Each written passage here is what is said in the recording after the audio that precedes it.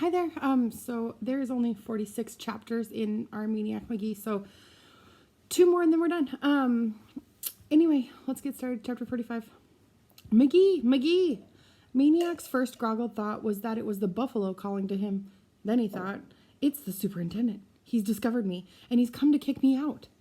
He propped himself up on his elbow, swatted a straw from his ear, and gave a better listen. McGee! Mars bar. It was the second night following the morning at the trestle. Maniac had been asleep in the buffalo lean-to. He stood. McGee, where are you? Here, I'm over here.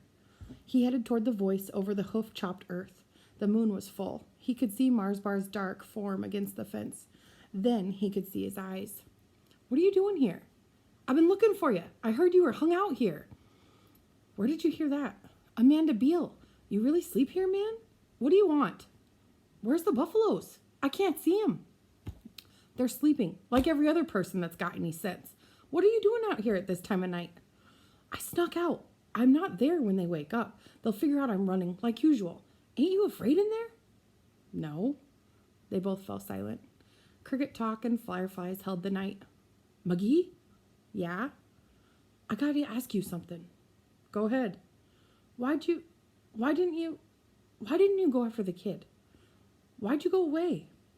Maniac had no answer. Listen, man, I know you wasn't scared. I know it. So I had to come and ask you myself. Maniac's voice finally came, faintly.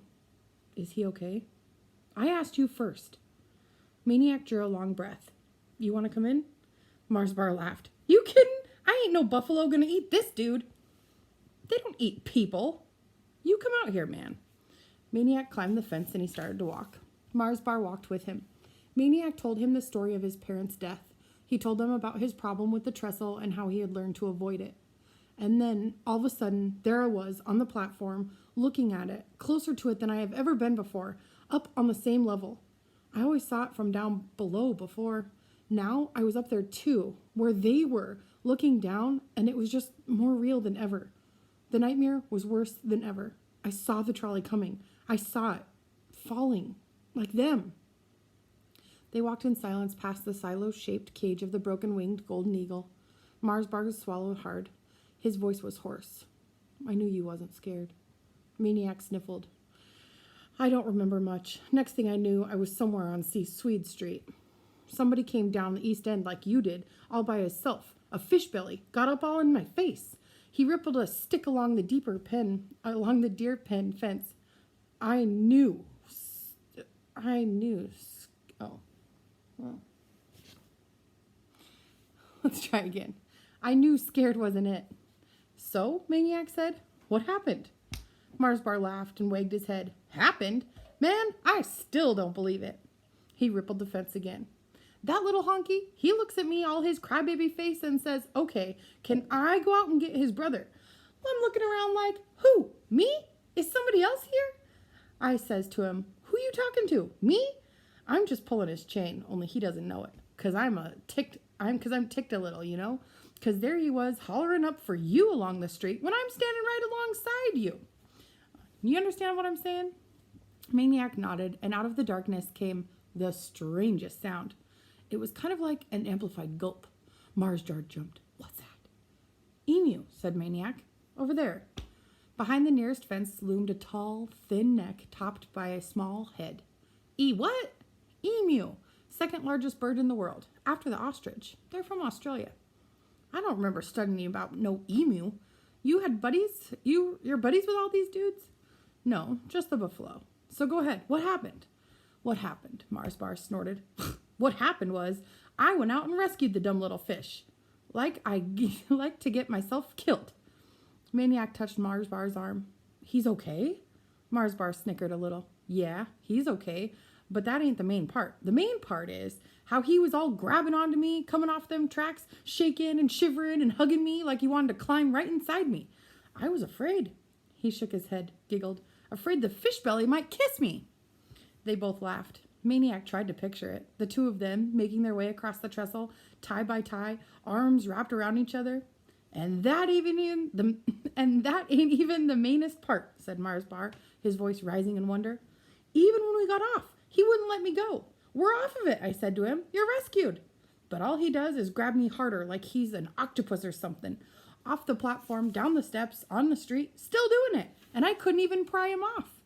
"So," Maniac said, "what did you do?" "What'd I do? I took him home." Maniac stopped dead. "What?" Mars Bar shrugged. "I figured let my mom pry him off me. Of course, the other one had to come too, but I made him leave the muddy sneakers outside." He put his nose to a fence. "What's in there? I don't see anything." "Prairie Dog Town. They go underground." "So what happened then?" "So my mother took over. She pried one off me, and as soon as she does, he jumps right onto her, like another octopus. I go to pull him off, and she gets all mad at me, and she tells me to let him go. So I let him go. She gets the wet one dried off, takes off his clothes, and puts my old stuff on him. Stuff she's been saving in case I get a little brother someday. But I won't, because my mom doesn't have no babies no more. And I ain't even come to the craziest part yet." "What's that?" "They didn't want to go home. They stayed all day. My mother babying them, feeding them. I tell her not to, and she swatted me away.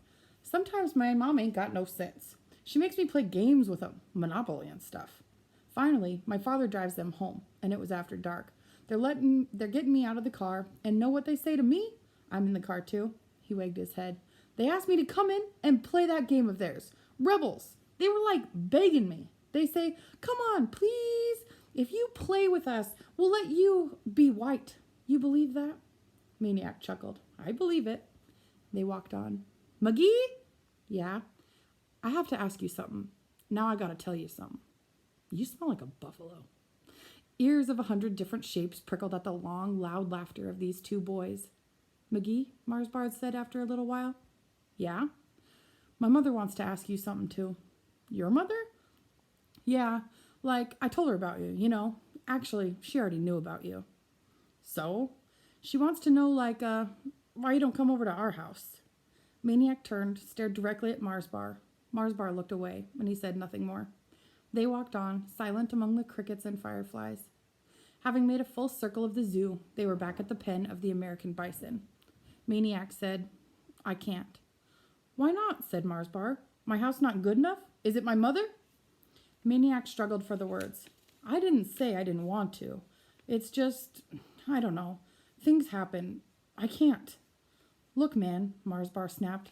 "Ain't nobody saying come live with us. All she's saying is, you want to come for a little, you know? Come visit? Do you want to? Well, you can. Come on. That's all. Don't go making no big thing, man. It ain't even a thing." Maniac shuddered. He turned his eyes to the sky, beyond the flickering fireflies to the stars. If there were answers, they were as far away as the constellations. "I gotta go," he said, and before Mars Barbs could react, he was over the fence and hurrying for the lean-to. Hope you liked it.